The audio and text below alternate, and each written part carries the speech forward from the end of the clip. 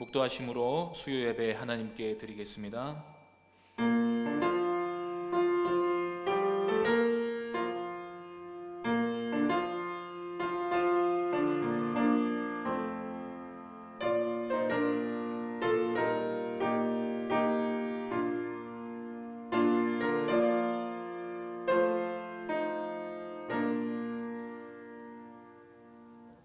하나님 아버지, 변함없는 사랑으로 저희를 돌보시고 하나님 앞에 나와 예배드리고 말씀 듣게 하여 주시니 감사합니다. 오늘 이 시간 진리로 저희를 위로하여 주시고 은혜 안에서 참 평안을 누리게 하여 주옵소서. 주 예수 그리스도의 이름으로 기도하옵나이다. 아멘. 찬송가 357장 찬양한 후에 권계란 권사님 기도하시겠습니다.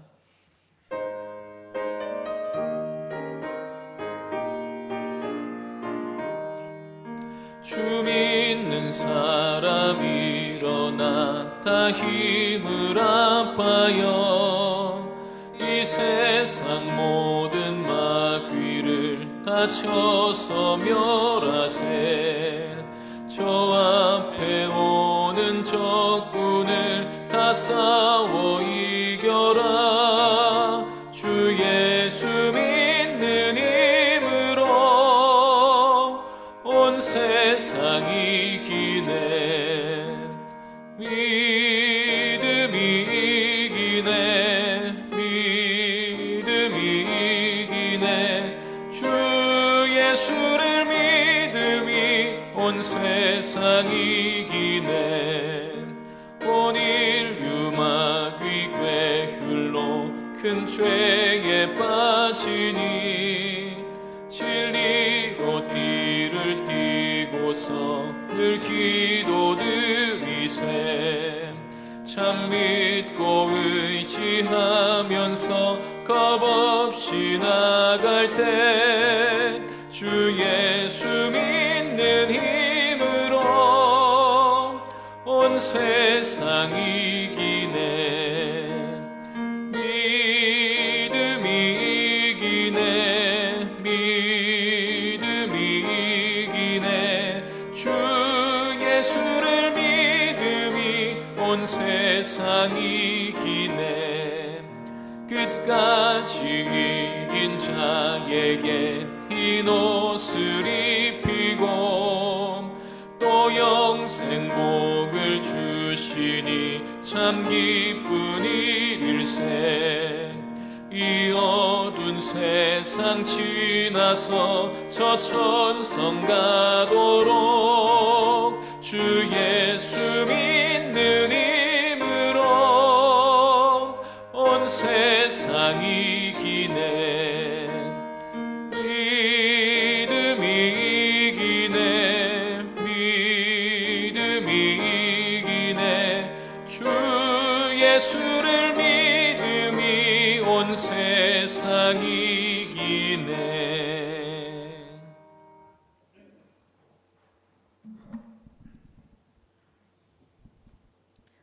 천지를 창조하사 우리를 사랑으로 짝으로 부르신 고마우신 하나님, 우리가 비록 한자리에 모여 예배드리지 못하고 함께 주님을 찬양하지 못하나 각처에서 우리가 주님의 말씀을 사모하여 영상으로 예배드릴 수 있음을 감사드립니다.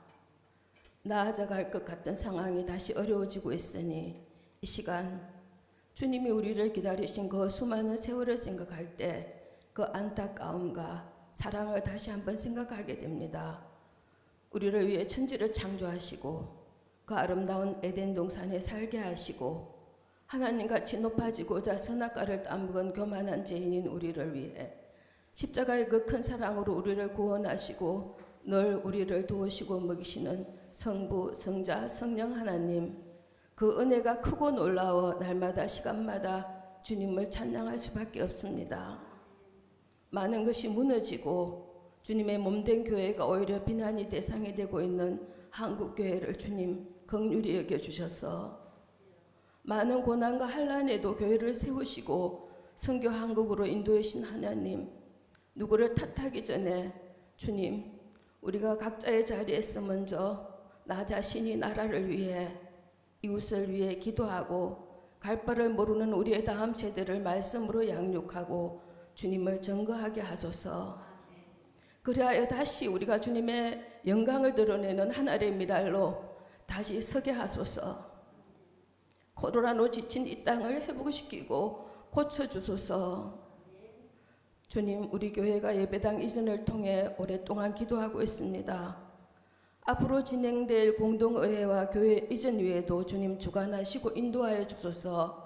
성도 한 분 한 분 많은 생각과 판단이 있을 줄 아오나 사람이 많은 일을 계획할지라도 그 걸음을 인도하시는 여호와시라는 하나님 말씀처럼 공동의회의 결정이 나의 뜻에 맞지 않는다 할지라도 이 모든 것을 운행하시고 인도하시는 하나님을 믿고 우리가 한 마음 한 뜻이 되어 가장 좋은 것을 주시는 주님을 믿고 따라가길 원하옵나이다. 하나님 아버지, 코로나로 태풍으로 너무 힘든 상황에 처한 우리의 자녀들 주님 길을 열어주시고 또 병환 중에 있는 주님의 자녀들 만져주소서. 다윗이 사망의 엄침한 골짜기를 지날지라도 주께서 함께하사 해를 두려워하지 않은 것처럼 우리도 주께서 함께하심을 믿고 나아가게 하소서. 이 고난의 시간이 오히려 주님을 더욱 알아가고 깊이 사랑하는 시간이 되도록 주님 이끌어 주소서. 오늘 목사님을 통해 전해지는 말씀에 성령의 기름 부으심이 있기를 믿고 간구하오며 우리의 산소망이 되시는 예수님 이름으로 기도드립니다. 아멘.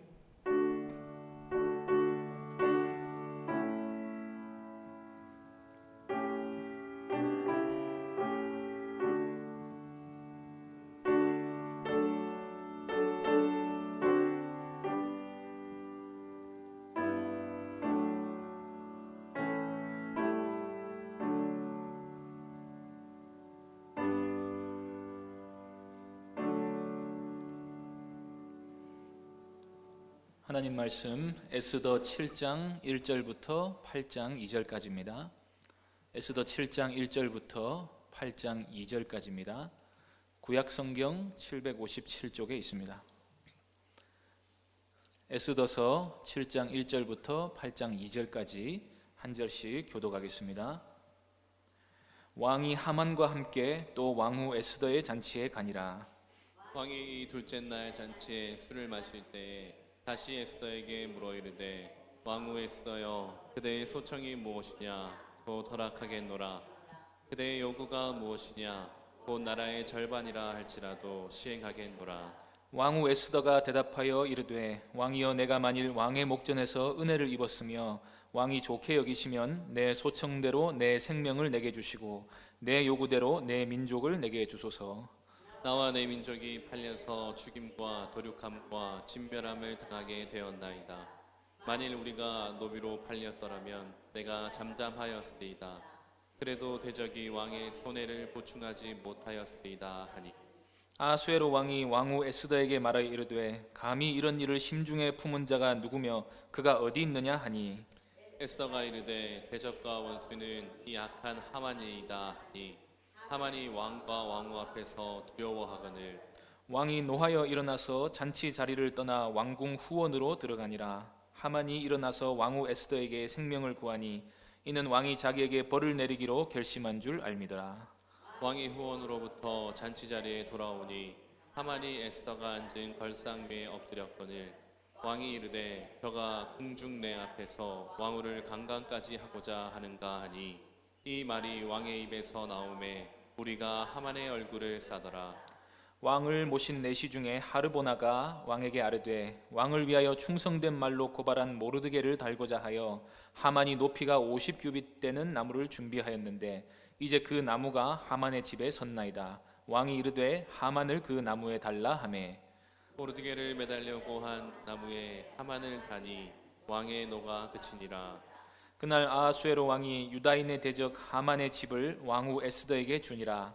에스더가 모르드게는 자기에게 어떻게 관계됨을 왕께 아뢰었으므로 모르드게가 왕 앞에 나오니 왕이 하만에게서 거둔 반지를 빼어 모르드게에게 준지라. 에스더가 모르드게에게 하만의 집을 관리하게 하니라. 아멘. 이 시간 악인의 종말이라는 제목으로 하나님 말씀 전하겠습니다. 시편 1편 5절에 이런 말씀이 있습니다. 그러므로 악인들은 심판을 견디지 못하며 죄인들이 의인들의 모임에 들지 못하리로다. 하나님은 악인들의 하나님이 아니십니다. 하나님은 악인들을 심판하시고 의인들의 모임 가운데 거하십니다. 그래서 악인들은 바람에 나는 겨와 같은 반면에 의인들은 하나님께로부터 인정을 받습니다. 이처럼 시편은 악인의 길과 의인의 길을 나누면서 시작합니다. 그 마지막은 악인들은 망한다는 것입니다. 그래서 악인이 최후의 의인들의 모임에 들지 못하는 것처럼 의인들도 악인들의 편에 서지 말아야 합니다. 시편 1편은 시편 전체의 서론과도 같습니다. 그래서 나머지 시편을 읽어보면 끊임없이 의인과 악인의 대조가 이루어지는 것을 볼 수 있습니다. 그런데 놀라운 점은 현실 세계 속에서 악인들이 끊임없이 번영한다는 것입니다. 번영하고 번성하고 재물은 끝없이 늘어나고 심지어 강건하고 장수합니다. 그 가운데서 의인들은 가난에 처할 때가 많고 끊임없이 고통 속에 신음합니다. 악을 행하는 자들이 잠시 이 세상에서 행복해 보일 때가 많다는 것입니다. 그런데 시편은 그럼에도 불구하고 하나님은 결국에 의인들의 하나님이시라고 선포합니다. 결국에 가서는 악인들이 심판을 받게 될 것이고 예측하지 못한 멸망을 갑자기 당하게 될 것입니다. 하나님은 고통 가운데서도 끝까지 인내하며 말씀을 지킨 자들을 마침내 구원해 주실 것입니다. 그러므로 신실한 하나님의 백성들은 어떤 어려움이 있더라도 정직하게 하나님의 말씀을 따라야 합니다. 에스더서 역시도 이러한 관점을 우리에게 보여줍니다. 우리는 7장에서 세상 그 누구도 함부로 건들 수 없었던 하만이 한순간에 몰락하는 장면을 보게 됩니다. 어리석고 쾌락에 종사하는 왕이 자기 욕망을 위해 나라를 통치한다고 해서 하나님이 아하수에로의 편이라는 뜻은 아닙니다. 아첨과 뇌물로 성공한 하만이 위세를 부리고 권세를 부리고 힘없는 백성들이 그 아래에서 신음한다고 해서 하나님이 하만의 편이라는 뜻은 아닙니다. 그런데 우리는 현실 속에서 너무나도 손쉽게 하나님은 잘 나가는 사람들의 편이라고 생각하게 되기 쉽습니다. 세상이 죄악되기 때문에 하나님의 백성들이 일시적으로 고난당할 수 있다 하는 생각보다는 세상에서 얼마나 많은 복을 받았는가로 하나님의 일하심을 판단하기 쉽다는 것입니다. 시편 73편은 그런 하나님의 백성의 좌절과 회복을 보여줍니다. 조금 길지만 시편 73편 읽으면서 한번 이야기해 보겠습니다. 먼저 73편 1절에서 3절을 보겠습니다. 하나님이 참으로 이스라엘 중 마음이 정결한 자에게 선을 행하시나 나는 거의 넘어질 뻔하였고 나의 걸음이 미끄러질 뻔하였으니 이는 내가 악인의 형통함을 보고 오만한 자를 질투하였음이로다. 정의의 관점에서 보면 선량한 사람이 복을 받아 잘 살고 악한 사람들이 계속 어려움을 당해야만 합니다. 그런데 놀랍게도 실제로는 그 반대인 경우가 너무나도 많습니다. 왕에게 충성된 모르드게가 아니라 왕의 자리를 노리고 있는 하만이 훨씬 잘 나갑니다. 불의한 대적들이 아니라 의로운 하나님의 백성들이 죽게 되었습니다. 이런 상황에서 우리는 공의로 심판하시는 하나님은 과연 어디 계신가 묻지 않을 수가 없습니다. 악인은 그렇다면 얼마나 형통합니까? 시편 73편 4절부터 12절까지 보겠습니다. 그들은 죽을 때에도 고통이 없고 그 힘이 강건하며 사람들이 당하는 고난이 그들에게는 없고 사람들이 당하는 재앙도 그들에게는 없나니 그러므로 교만이 그들의 목걸이요 강포가 그들의 옷이며 살찜으로 그들의 눈이 솟아나며 그들의 소득은 마음의 수원보다 많으며 그들은 능욕하며 악하게 말하며 높은 데서 거만하게 말하며 그들의 입은 하늘에 두고 그들의 혀는 땅에 두루 다니도다. 그러므로 그의 백성이 이리로 돌아와서 잔에 가득한 물을 다 마시며 말하기를 하나님이 어찌 알랴 지존자에게 지식이 있으랴 하는도다. 볼지어다 이들은 악인들이라도 항상 평안하고 재물은 더욱 불어나도다. 에스더를 쭉 읽다 보면은 5장까지는 마치 이 고백이 모르드게가 하만을 두고 하는 고백처럼 들립니다. 악인이 교만한 이유는 악을 행하는데도 계속 잘 되기 때문입니다. 그래서 전도서 8장 11절에서 솔로몬은 악한 일에 관한 징벌이 속히 실행되지 아니하므로 인생들이 악을 행하는데 마음이 담대하다고 말합니다.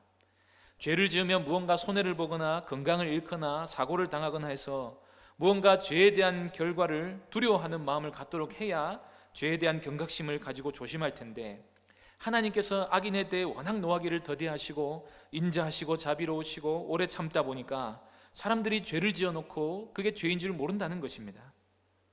특히 많은 소유를 가지고 얼마든지 악을 가릴 수 있는 사람들은 하나님이 손을 보시려고 할 때마다 돈을 가지고 어떻게든 막아버리니 사람들이 더욱 교만하게 되는 것입니다.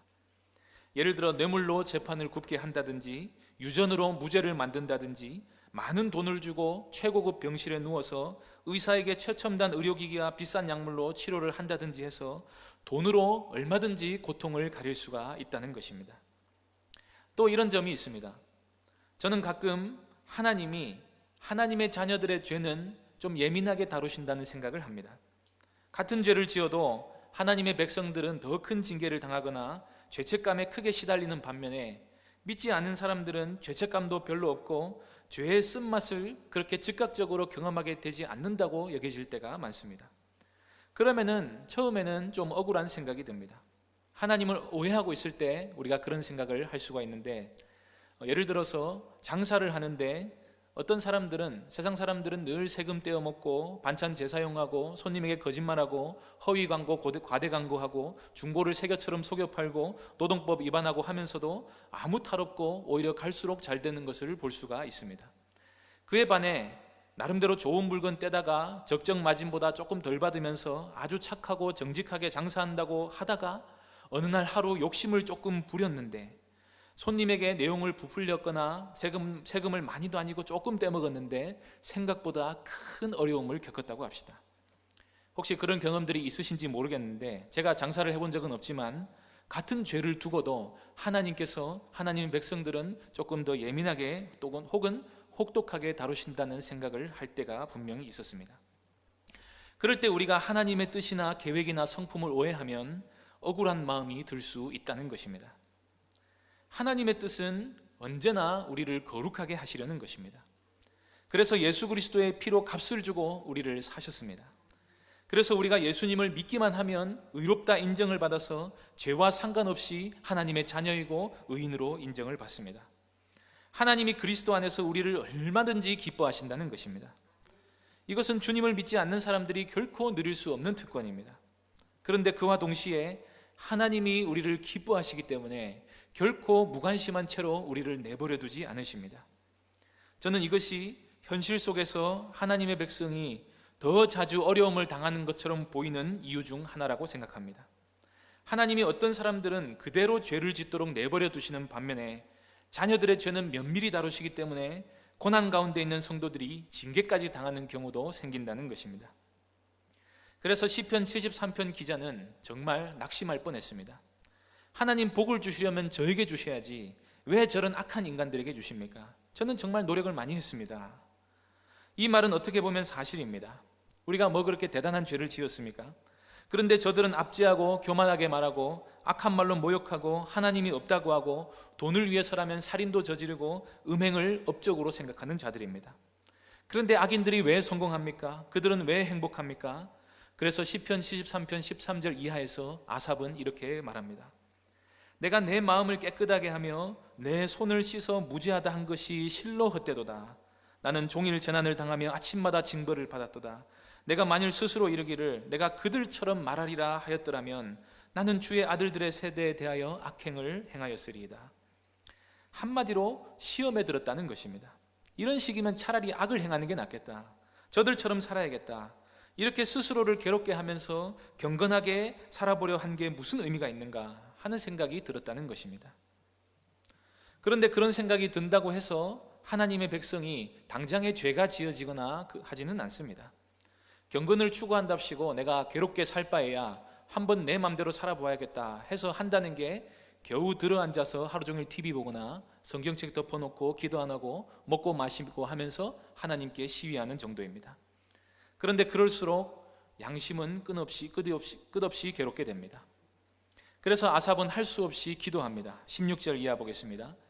내가 어쩌면 이를 알까 하여 생각한즉 그것이 내게 심한 고통이 되었더니 하나님의 성소에 들어갈 때에야 그들의 종말을 내가 깨달았나이다. 오늘 설교 제목이 악인의 종말입니다. 그 종말을 아삽이 기도하는 중에 깨달았습니다. 무엇을 깨달았습니까? 18, 19절입니다. 주께서 참으로 그들을 미끄러운 곳에 두시며 파멸에 던지시니 그들이 어찌하여 그리 갑자기 황폐되었는가 놀랄 정도로 그들은 전멸하였나이다. 신나게 평원을 달리다가 절벽을 만나 갑자기 추락하는 자동차처럼 그렇게 잘 나가는 것처럼 보였던 악인이 어떻게 저렇게 한순간에 파멸할 수 있는가 할 정도로 갑자기 망하게 된다는 것입니다.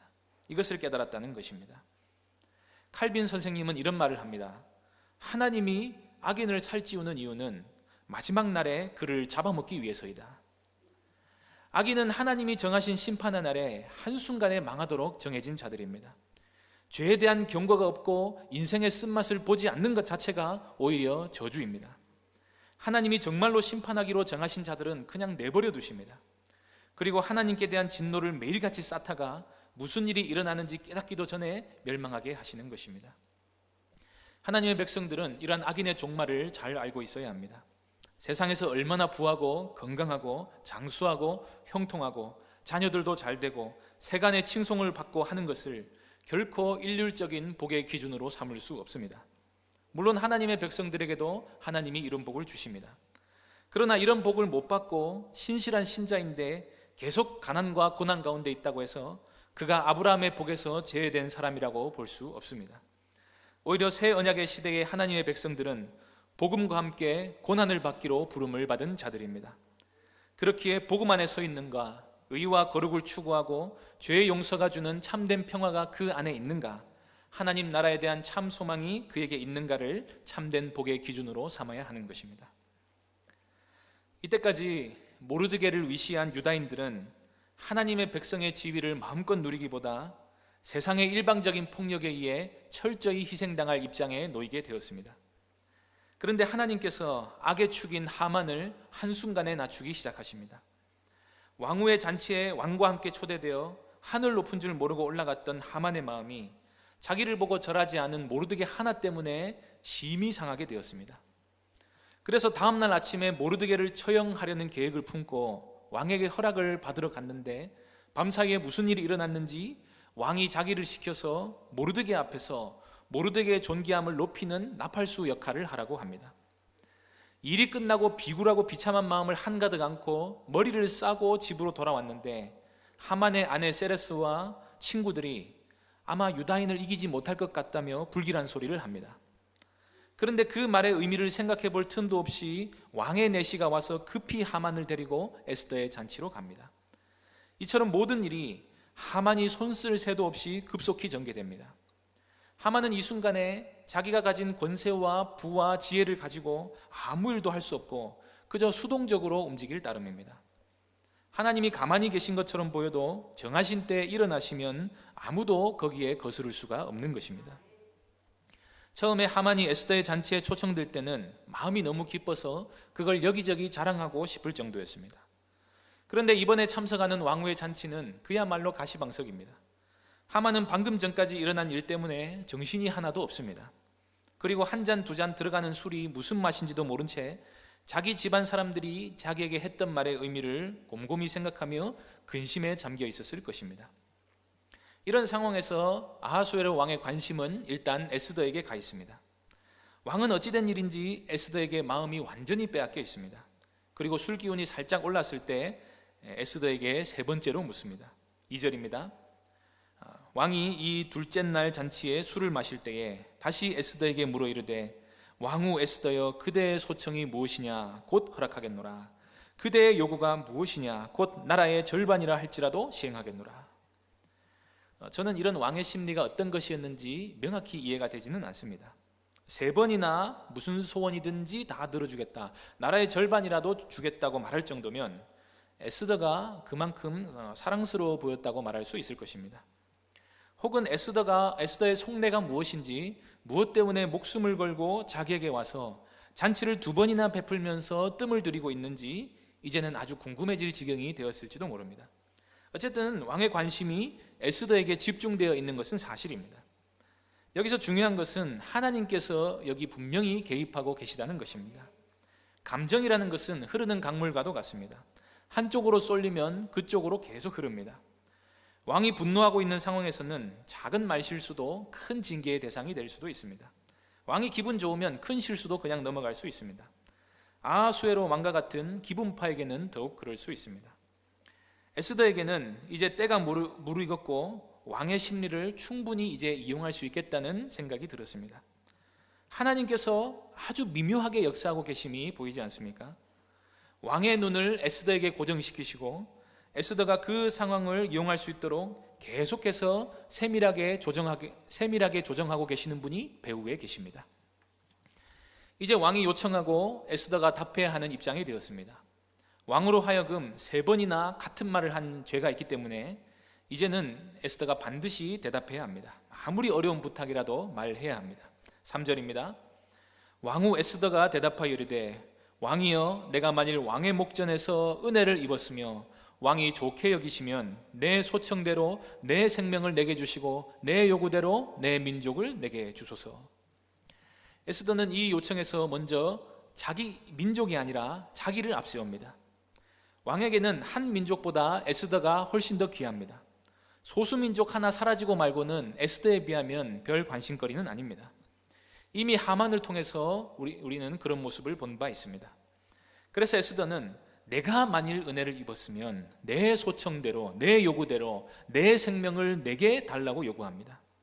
에스더는 여기서 자기가 억울한 일을 당했다고 호소하지 않습니다. 아하수에로 왕은 누가 억울하게 되고 말고는 상관하지 않는 인물입니다. 아하수에로 왕의 제1의 관심사는 자기에게 이익이 되느냐 손해가 되느냐 하는 것입니다. 이런 인물에게는 정의를 시행하기를 바라면서 논리적으로, 이성적으로, 합리적으로 접근하는 것보다 어떤 감정적으로 접근하는 게 훨씬 더 지혜로운 방법입니다. 에스더는 여기서 하만의 지혜를 훨씬 뛰어넘는 지혜를 보여줍니다. 하만은 왕의 심기를 잘 헤아려서 성공한 인물이었습니다. 그러나 하만의 중심은 전적으로 자기에게 있었습니다.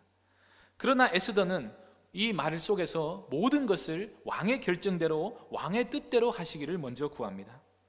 이렇게 말했을 때 왕은 다른 사람에게서 볼 수 없는 품위와 겸손을 에스더에게서 보지 않았겠습니까?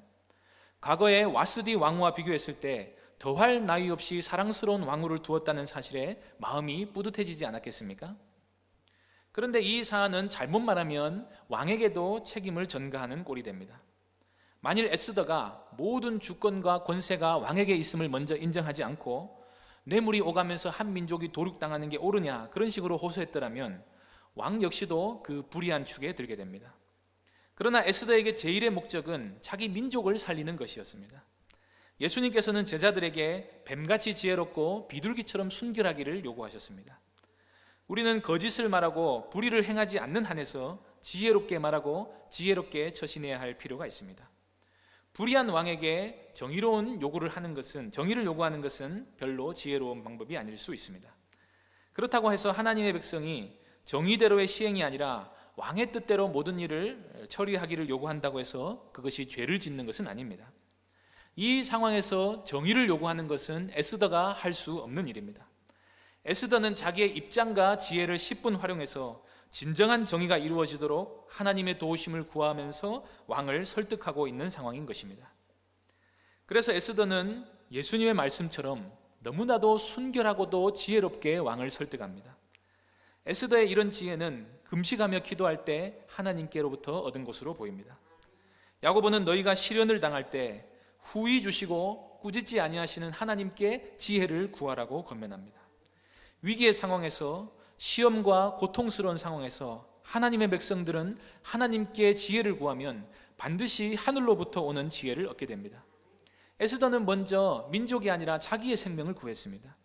누가 에스더의 목숨을 노리고 있습니다. 이것은 왕에게 도무지 용납이 되지 않는 일입니다. 그런데 그 에스더의 목숨과 유다 민족의 목숨이 하나로 연결되어 있습니다.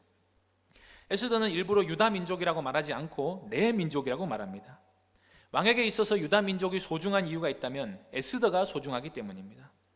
에스더는 마치 왕의 심리를 완벽히 분석해서 아주 예리한 칼로 심령과 골수를 찔러 쪼개 들어가는 것처럼 말합니다. 4절 보겠습니다. 나와 내 민족이 팔려서 죽임과 도륙함과 진멸함을 당하게 되었나이다. 만일 우리가 노비로 팔렸더라면 내가 잠잠하였으리이다. 그래도 대적이 왕의 손해를 보충하지 못하였으리이다 하니. 에스더는 무엇 때문에 이런 끔찍한 일이 생겼는가, 누구 때문에 이런 일이 생겼는가를 설명하기 전에 당장에 무슨 일이 일어나고 있는지부터 말합니다. 아하수에로 왕은 설명 같은 것은 별로 좋아하지 않습니다. 결론부터 말해야 됩니다. 그래서 에스더는 여기에 연루된 인물이 누구인지 말하기 전에 자기가 일단 먼저 죽게 되었다, 자기 민족이 도륙을 당하게 되었다고 말합니다.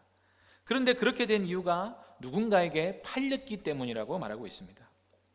그런데 이렇게만 말하면 유다 민족을 왕이 은 1만 달란트에 팔았기 때문에 왕에게도 책임이 있게 됩니다.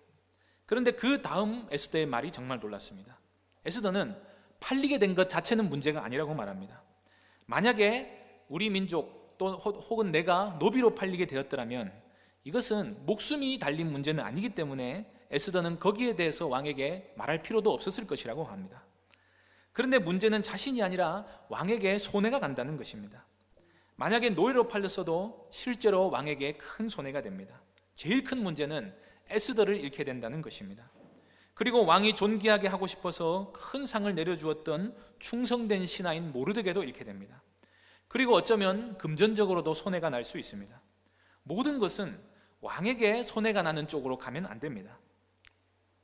노예로 팔려가도 왕에게 이처럼 손해가 갈 텐데 이 민족이 도륙을 당하게 되었습니다. 그리고 에스더는 유다인입니다. 이것은 지금 에스더를 사랑스럽게 보고 있는 왕의 입장에서는 너무나 큰 충격이고 큰 손해입니다. 왕은 에스더를 잃은 슬픔을 은 1만 달란트로 결코 계산할 수 없을 것입니다. 심지어 왕은 훌륭한 법도를 가지고 왕에게 충성하는 훌륭한 한 민족을 잃게 될 것입니다. 이처럼 에스더는 모든 초점을 왕에게 맞추고 있습니다. 이렇게 왕에게 손해가 나게 일을 꾸민 자가 바로 왕의 대적입니다. 에스더는 지금 마치 그것을 고발하고 싶어 하는 것처럼 보입니다. 왕이 볼 때에 자기의 민족과 생명도 중요하지만 왕에게 바칠 내 마음은 어찌할까 고민하는 것처럼 보인다는 것입니다. 충격을 받은 아하수에로 왕은 5절에서 이렇게 말합니다. 아하수에로 왕이 왕후 에스더에게 말하 이르되 감히 이런 일을 심중에 품은 자가 누구며 그가 어디 있느냐 하니. 에스더의 말을 참고로 해봤을 때 왕은 스스로의 잘못을 별로 느낄 수 없습니다. 왕은 이제 대적을 찾아 진노할 일만 남았습니다. 에스더가 금식을 선포하고 3일 뒤에 목숨을 걸고 왕에게 나아갔을 때 에스더에게는 다시 없을 기회가 찾아온 것처럼 보였습니다. 그러나 에스더는 그때가 자신이 말할 때가 아니라고 판단해서 다른 기회를 만들었습니다. 어떻게 말할지, 언제 말할지는 정말 중요한 일입니다. 같은 말이라도 표현에 따라서, 타이밍에 따라서 그 결과가 너무나 달라집니다. 특히 감정적인 사람을 상대할 때에는 내용보다도 억양이나 표현이나 타이밍 같은 것이 훨씬 더 중요하게 작용할 때가 많습니다. 그런데 놀랍게도 모든 결과가 에스더에게 유리한 쪽으로 돌아갑니다. 아무리 내 지혜나 판단에 의해서 좋은 표현과 좋은 타이밍을 잡았어도 그 결과는 우리가 통제할 수 없습니다. 우리는 다만 하나님께 지혜를 구하며 최선을 다할 뿐입니다. 우리는 여기서 계속해서 이 상황을 에스더에게 유리하도록 만들어 가시는 분이 하나님이심을 보게 됩니다. 인생의 지혜는 어디까지나 인생에서의 수준일 뿐입니다. 지혜의 근원은 하나님이십니다. 하나님은 또한 만물을 자신의 뜻을 따라 움직이십니다. 그래서 우리는 내 지혜로 혹시 형통한 길이 열렸다고 생각되는 시점에서 누구보다 우리를 형통하게 하신 하나님을 찬양해야 할 것입니다.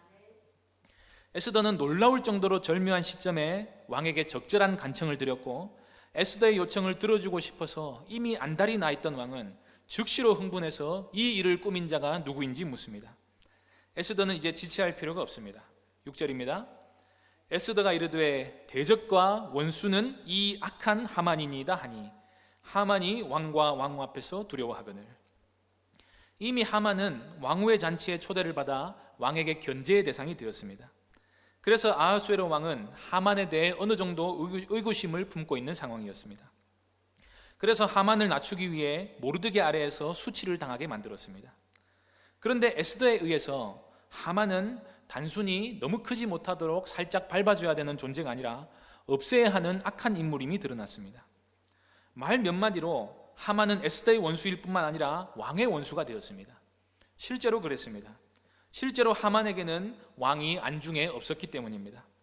하만은 능력만 되고 기회만 되면 언제든지 왕을 없애고 그 자리를 찬탈할 인물이었습니다. 왕 앞에서 모든 게 밝혀지자 하만이 매우 두려워합니다. 전에 하만은 두려울 게 없는 인물이었습니다. 웬만한 것은 돈과 권력으로 다 해결할 수 있었습니다. 그런데 이제는 그가 두려워서 벌벌 떠는 것 외에는 아무것도 할 수가 없습니다. 하나님께서 이미 하만이 손을 전혀 쓸 수 없도록 그를 몰아치셨기 때문입니다. 계속해서 7절입니다. 왕이 노하여 일어나서 잔치 자리를 떠나 왕궁 후원으로 들어가니라. 하만이 일어서서 왕후 에스더에게 생명을 구하니 이는 왕이 자기에게 벌을 내리기로 결심한 줄 알미더라. 그 자가 하만이라는 사실을 안 왕은 일단 자리를 박차고 일어나 왕궁 후원으로 들어갑니다. 이제 자리에는 하만과 에스더만 남았습니다. 하만은 벌벌 떨면서 에스더에게 다가가 생명을 구합니다. 8절을 보면 하만은 에스더의 발목이나 무릎이나 손이나 어디를 붙잡고 에스더에게 제발 목숨만은 살려달라고 간청한 듯이 보입니다. 왕후의 몸에 손을 대는 것은 있을 수가 없는 일이지만 하만은 지금 완전히 정신이 나가 있습니다. 왜냐하면 왕이 자기에게 벌을 내리기로 결심한 줄을 알았기 때문입니다. 왕이 그 자리에서 하만을 정지하지 않고 자리를 박차고 나간 이유에 대해서 명확히 알기는 어렵습니다. 두 가지를 생각해 볼 수 있는데, 하나는 왕이 너무 화가 나서 감정을 다스리기 위해 나갔을 수 있습니다. 또 하나는 하만에게 벌을 내리기는 내려야겠는데 하만을 어떻게 처단할지를 생각하기 위해서 다리를 떴을 수 있습니다. 두 가지 다일 수도 있습니다. 만일 하만을 뇌물죄나 내란죄로 지목하여 벌을 내리면 왕도 거기에 당연히 연루가 됩니다. 또 왕은 하만을 통해 정사를 돌보는 동안 나라를 직접 통치하는 법을 잊어버렸습니다. 그래서 고민이 되지 않을 수 없는 상황인 것입니다. 이럴 때 고민되는 상황에서 항상 물어볼 누군가가 필요했는데 이제 왕 스스로 이 큰 사안을 결정해야 되는 입장이 되었으니까 고민하지 않을 수가 없었을 것입니다. 그런데 이 순간 하만이 자기 스스로 무덤을 팝니다. 8절입니다. 왕이 후원으로부터 잔치 자리에 돌아오니 하만이 에스더가 앉은 걸상 위에 엎드렸거늘 왕이 이르되 저가 궁중 내 앞에서 왕후를 강간까지 하고자 하는가 하니, 이 말이 왕의 입에서 나오자마자 무리가 하만의 얼굴을 쌌습니다. 왕이 어떤 결론을 가지고 돌아왔는지 모르지만 무엇을 고민하는 일에 익숙하지 않은 왕이다 보니까 나갔다가 얼마 지나지 않아 금방 돌아왔던 것 같습니다. 그런데 그때 하만이 에스더가 앉은 의자에 바짝 붙어서 왕후를 붙잡고 있는 모습을 보았습니다. 우리는 여기서 아하수에로가 보기보다는 머리가 잘 돌아가는 인물이라는 걸 알게 됩니다. 왕은 저거다 싶어서 하만에게 감히 왕후를 강간하려고 한 죄를 뒤집어 씌웁니다. 그러자 곧바로 왕의 주변에 있던 자들이 하만의 얼굴을 보자기로 싸서 감옥으로 데리고 들어갑니다. 이것은 하만 스스로 빌미를 제공한 것입니다. 하만은 세상 지혜에 있어서는 탁월한 인물이었다고 할 수 있지만 이 순간에는 판단력을 완전히 상실했습니다. 사람들이 자기 지혜를 자랑하는 순간에도 하나님이 허락하시는 한에서 날뛸 수 있는 것입니다. 어떤 신학자는 하나님이 없다고 말하는 사람들을 두고 마치 아버지의 무릎에 앉아서 아빠의 뺨을 때리는 어린아이와 같다고 말했습니다. 하나님이 없다고 말하는 그 입술을 하나님이 주신 것이고, 하나님이나 있다 없다는 개념이나 언어도 하나님이 주신 것이고, 하나님이 없다는 주장을 나름대로 펼치는 지혜도 하나님이 창조하신 것입니다. 우리는 우리가 나름대로 가진 지혜를 하나님이 원하시는 때에 얼마든지 거두어 가실 수 있다는 사실을 겸손히 인정해야 합니다. 잠언 3장 6절에서 솔로몬은 이렇게 말합니다. 너는 범사의 그를 인정하라. 그리하면 내 길을 지도하시리라. 그러나 하만은 여호와 하나님을 인정하지 않았습니다. 자기 정욕을 따라 살고 살인자요 거짓의 아버지인 마귀를 따라 살았습니다. 그래서 하만이 악인인 것입니다. 하만에게 내릴 처벌이 결정되자 옆에서 가만히 있던 내시 하나가 왕에게 어떤 정보를 줍니다. 9절 10절입니다. 왕을 모신 내시 중에 하르보나가 왕에게 아뢰되 왕을 위하여 충성된 말로 고발한 모르드게를 달고자 하여 하만이 높이가 50규빗 되는 나무를 준비하였는데 이제 그 나무가 하만의 집에 섰나이다. 왕이 이르되 하만을 그 나무에 달라 하며 모르드게를 매달려고 한 나무에 하만을 다니 왕의 노가 그치니라. 아마도 이 부분이 에스더서에서 가장 속 시원한 장면이 아닐까 합니다. 흥행하는 드라마나 영화는 악당이 개성이 강해야 됩니다. 악당이 가급적이면 많이 악랄해야, 또 악을 저지르는데 그것을 아무도 저지할 수 없을 정도로 강력해야 모두가 절망하고 있을 때, 상황이 역전되고 정의가 승리할 때 사람들이 속이 시원하다고 느끼게 되는 것입니다. 공이라는 것은 죄를 만났을 때 심판을 내려야 비로소 만족합니다. 하나님께서는 죄인에 대해 진노를 품고 계십니다. 그래서 하나님은 죄에 대한 심판을 내리시기 전까지 결코 만족하지 않으십니다. 이 부분은 하만에게 내려진 심판을 보면서 우리 마음이 시원하다는 것을 볼 때 충분히 공감할 수 있는 것입니다. 심판은 반드시 있어야만 하는 것입니다. 심판하지 않으시는 하나님은 의로운 분도 아니고 선하신 분도 아니고 심지어 사랑이 많은 분도 아닙니다. 우리는 세상 곳곳에서 일어나는 아주 악한 일들을 보면서 속히 하나님이 신원하여 주시기를 바라는 마음으로 살아갑니다. 그게 무엇입니까? 구원은 심판을 동반하는 것입니다. 문제는 사람들이 자기는 선하다고 생각하고 다른 사람들의 악에 대해 심판해 주시기를 하나님께 구한다는 것입니다. 로마서 1장 18절은 하나님의 진노가 불의로 진리를 맞는 사람들의 모든 불경건과 불의에 대하여 하늘로부터 나타난다고 말합니다. 그런데 세상에 의인은 없으니 모든 사람이 하나님의 진노 아래에 있는 것입니다. 그래서 마련된 것이 십자가 아닙니까? 그 십자가를 볼 때 우리는 죄에 대한 하나님의 공의로운 심판이 분명히 있다는 것을 알게 됩니다. 그 심판은 원래 나에게 내려지기로 계획된 것이었습니다. 십자가를 볼 때 본래 우리 역시도 하만이 일순간에 몰락한 것처럼 멸망하게 될 죄인이었음을 깨닫게 됩니다. 하나님은 우리에 대한 심판을 내리시기 전까지 결코 만족하지 않으실 생각이었습니다. 그런데 하나님께서는 우리 대신 십자가에 달리신 그리스도께 그 모든 진노를 쏟아부으시고 우리를 의롭다고 하십니다. 악인의 종말을 보십시오.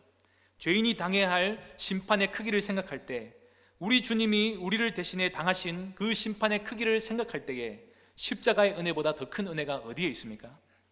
악에 대한 하나님의 공의로운 심판을 아는 사람은 십자가보다 더 큰 은혜를 어디에서도 발견하지 못합니다. 이 은혜에 감사할 줄 아는 사람만이 하나님을 사랑하는 마음으로 의를 행할 수 있는 것입니다. 잠깐 옆길로 샜는데 악인의 마지막 모습을 다시 한번 보겠습니다. 9절에서 하르보나라는 이름을 가진 내시는 에스더서 1장에도 나오는 인물입니다. 1장 10절에서는 어전 내시 7명 중 1명으로 알려져 있었는데 마지막에 하만을 보내는 데 결정적인 역할을 합니다. 모르드게와 에스더는 사실 하만을 어떻게 해달라는 말을 직접 한 적은 없습니다. 잘 보면 실제로 일어나는 일은 그들만의 리그입니다. 하만이 스스로 무덤을 파고 왕은 빌미를 잡고 내시가 부추겨서 하만이 결국에 처형당하게 된 것입니다. 마피아가 마피아에게 죽임을 당하고 서로 물고 뜯고 복수하고 하면서 악인들이 서로 제거되는 것처럼 왕과 하만과 하르보나 사이에 모종의 견제가 있음을 우리가 볼 수 있습니다. 하르보나는 옆에서 처음부터 이 모든 일을 보고 알고 있으면서도 하만이 악을 저지르고 충성된 모르드게가 억울한 죽음을 당하게 된 상황에서도 왕에게 한마디 한 적이 없습니다. 그런데 하만이 위기에 몰리자 아주 교묘한 말로 하만을 죽게 만듭니다. 하르보나는 왕을 위하여 충성된 말로 고발한 모르드게를 매달려고 50규빗이나 된 나무를 하만이 준비했습니다. 여기서 하르보나는 하만과 선을 긋고 오히려 충성된 모르드게 편을 지지하여 왕의 신복 노릇을 톡톡히 합니다. 어전 내시의 입장이 본래 그런 것이겠습니다마는 하르보나를 통해 감히 충성된 모르드게를 달려고 준비한 장대가 있다 하는 말을 들은 왕은 하만을 그 나무에 달게 합니다. 그제서야 왕의 노가 그치게 됩니다. 잠언 26장 27절에서 솔로몬은 함정을 파는 자는 그것에 빠질 것이요 돌을 굴리는 자는 도리어 그것에 치이리라고 말씀합니다. 악인이 악한 일을 계획할 때 하나님은 그것을 다 지켜보고 계십니다. 그리고 자기가 판 함정에 빠지게 하시고 자기가 준비한 나무에 매달리게 하십니다. 그러므로 당장에는 선을 따르고 의를 따르는 것이 힘들고 손해보는 것 같고 억울한 것 같고 좁은 길을 걷는 것 같아도 악을 따르는 것이 형통한 길 같아 보여도 정말 지혜로운 자는 하나님이 살아계시다는 것을 믿고 좁은 길을 걷는 사람인 것입니다. 그래서 잠언 9장 10절은 여호와를 경외하는 것이 지혜의 근본이요 거룩하신 자를 아는 것이 명철이라고 말씀합니다. 하나님을 두려워하는 마음이 우리에게 현실을 뛰어넘는 참 지혜를 줍니다. 하나님을 두려워하고 하나님이 누구신지 알아야 악을 멀리하고 의를 행하며 하나님께서 구원해 주시기만을 바랄 수 있게 되는 것입니다. 드디어 이제 아하수에로 왕은 에스더와 모르드게와의 관계를 알게 되었습니다. 또 하만의 음모의 대상이 어떤 민족이었는지도 알게 되었습니다. 8장 1절입니다. 그날 아하수에로 왕이 유다인의 대적 하만의 집을 왕후 에스더에게 주니라. 에스더가 모르드게는 자기에게 어떻게 관계됨을 왕께 아뢰었으므로 모르드게가 왕 앞에 나오니, 그 충성된 신하가 자기가 지금 누구보다 사랑스럽게 보고 있는 에스더의 사촌 오라비였던 것입니다. 6장에서 우리는 반역죄를 고발한 모르드게가 별로 대단한 상을 받은 것 같지는 않다는 인상을 받은 적이 있습니다. 자기와 민족이 멸망당하게 생겼는데 왕복을 입고 하만을 발 아래 두는 것이 무슨 의미가 있겠습니까? 그런데 바로 이 부분에서 우리는 하나님의 갚으심이 그게 다가 아니라는 사실을 깨닫게 됩니다. 현실에서 우리는 충분히 보상받지 못한다고 해서 억울하거나 슬퍼하지 말아야 하는 이유가 여기에 있습니다. 먼저 우리가 본래 하나님의 진노 외에는 아무것도 받을 게 없었던 죄인이라는 사실을 인정해야 합니다. 예수님은 우리에게 종과 같은 마음 자세를 가지라고 말씀하셨습니다. 누가복음 17장 10절입니다. 이와 같이 너희도 명령받은 것을 다 행한 후에 이르기를 우리는 무익한 종이라 우리가 해야 할 일을 한 것뿐이라 할지니라. 종은 시킨 대로 했다고 칭찬받는 법이 없습니다. 그저 종은 무슨 일이든지 해야 할 일을 한 것일 뿐입니다. 충성되이 살았다고 해서 하나님께 보상을 요구하는 것은 그 자체로 하나님께 대한 참된 신앙의 모습은 아닌 것입니다. 다만 하나님이 우리에게 상을 주시는 이유는 우리를 사랑하시기 때문입니다. 어떤 행위에 대한 보상이 주어지는 이유는 우리가 그것을 받을 만해서거나 계약서에 그렇게 명시되어 있기 때문이 아니라 하나님이 전적인 은혜로 우리에게 주시는 것입니다. 하나님은 사랑하는 자녀들의 마음을 적절히 보상해 주고 싶어 하십니다. 그래서 하나님은 날마다 우리의 머리털 하나까지도 다 헤아리고 계십니다. 갈라디아서 6장 9절에서 바울은 우리가 선을 행하다가 낙심하지 말지니 포기하지 아니하면 때가 이름에 거두리라고 말씀합니다. 히브리서 6장 10절에서 하나님은 불의하지 아니하사 너희 행위야 그의 이름을 위하여 나타낸 사랑으로 이미 성도를 섬긴 것과 이제도 섬기고 있는 것을 잊지 아니하시느니라고 하면서 하나님이 우리의 선행을 기쁘게 받으시고 계시다는 사실을 분명히 말씀하고 있습니다. 그래서 자신의 무익함과 하나님의 이런 선하신 은혜로우신 성품을 믿는 사람은 지금 당장에 혹시 이 세상에서 적절한 보상이 주어지지 않았다고 해서 낙심하거나 슬퍼하지 않습니다. 우리를 사랑하사 은혜 베풀기를 원하시는 하나님께서 언젠가는 반드시 놀라운 방법으로 갚아주실 줄을 믿기 때문입니다. 그런 의미에서 모르드게의 모습은 진정한 성도의 모습이라고 할 수 있습니다. 모르드게는 충성된 말로 왕께 고한 뒤에 적절한 보상을 받지 못했다고 해서 성토한 일도 없고 에스더에게 자신을 위해 무슨 부탁을 한 일도 없고 오히려 왕도 모를 만큼 둘의 관계를 철저히 비밀에 붙였습니다. 또한 모르드게는 목숨이 경각에 달린 상황에서도 모든 일을 하나님께 맡기고 여전히 하나님의 뜻을 따라 살아가는 데 모든 것을 걸었습니다. 에스더서는 하나님께서 이런 충성된 하나님의 사람들을 통해 하나님의 일을 이루어 나가시고 이들을 세상에서 얼마든지 높이 드실 수 있다는 것을 보여줍니다. 만일 에스더서가 없었더라면 이와 같은 하나님의 심판과 구원에 대한 생생한 그림을 우리가 갖지 못했더라면 우리는 최후의 심판과 구원에 대해서도 더 옅은 소망을 가졌을지도 모릅니다. 그래서 하나님은 그의 백성들을 지키시기 위해 하나님의 살아계심을 역사를 통해 이렇게 생생하게 보여주십니다. 에스더서를 통해 우리는 악인의 종말과 하나님의 백성들의 구원을 미리 보기 할 수 있는 것입니다. 8장 2절 마지막으로 보겠습니다. 왕이 하만에게 거둔 반지를 빼어 모르드게에게 준지라. 에스더가 모르드게에게 하만의 집을 관리하게 한지라. 이처럼 하만을 제거하고 모르드게가 제국의 2인자가 되기 위해서 모르드게와 에스더가 한 일이라고는 위기의 때 하나님께 기도하고 하나님을 의지하고 그저 하나님의 백성으로서 충성되게 살아가는 일밖에 없습니다. 하나님은 그런 하나님의 백성을 하나님의 때에 언제든지 높여주실 수 있는 분입니다. 이 사실을 믿어야 합니다. 하나님의 백성들은 하나님이 높여주시면 높아질 수 있고 낮추시면 언제든지 낮아질 수 있는 것입니다. 중요한 것은 내가 어떤 성공을 하고 어떤 행복을 누리고 말고 하는 것이 아니라 어떤 상황에서든지 하나님을 의지하고 하나님의 뜻대로 살아가는 것입니다.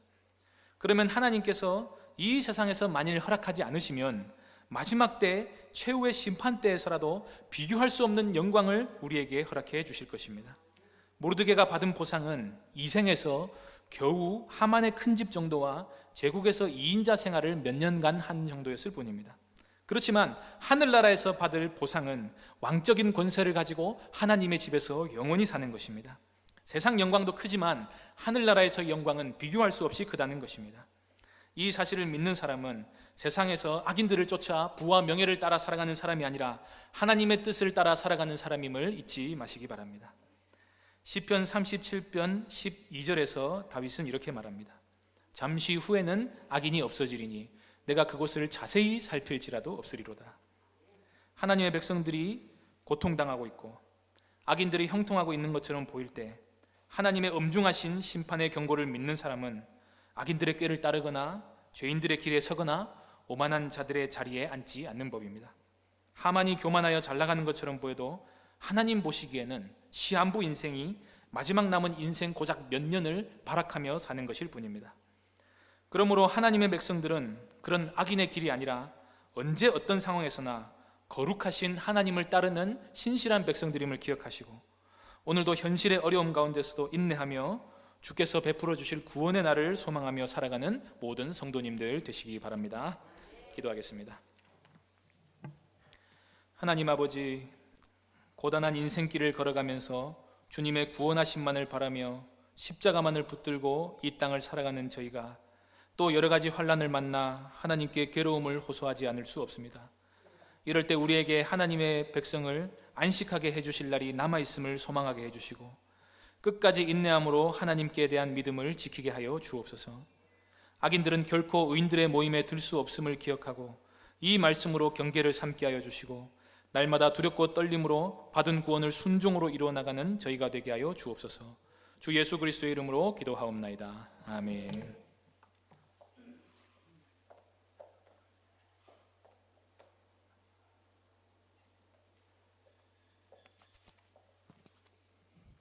귀한 말씀 감사드립니다. 교회 소식을 알려드리도록 하겠습니다. 대구시의 종교시설 집합금지 모임이 9월 11일부터 해제가 됩니다. 그래서 오는 금요일 새벽부터 교회의 모든 모임을 정상화하도록 하겠습니다.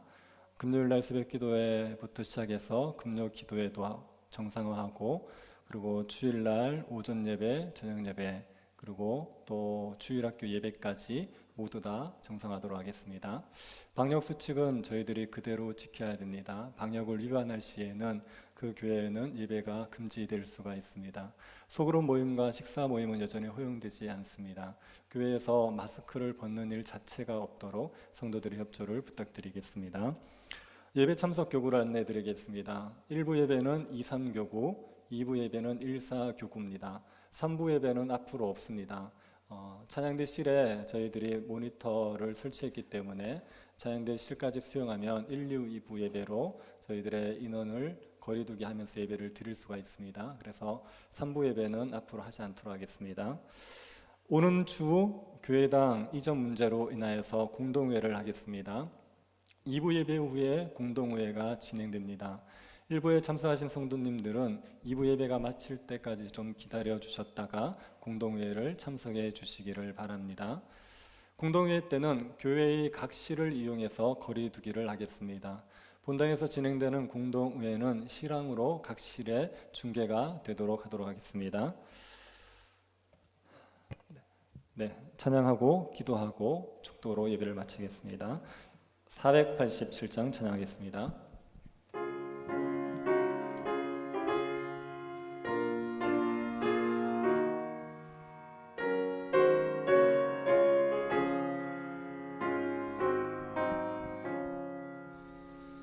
어둠 후에 빛이 오며 바람 부는 후에 잔잔하고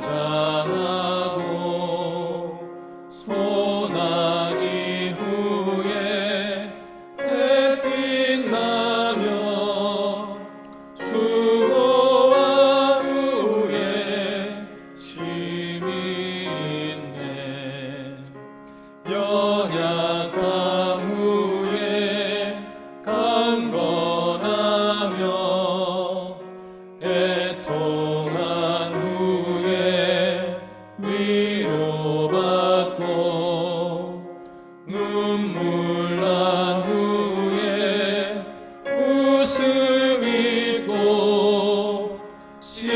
뿌린 후에 추수하네.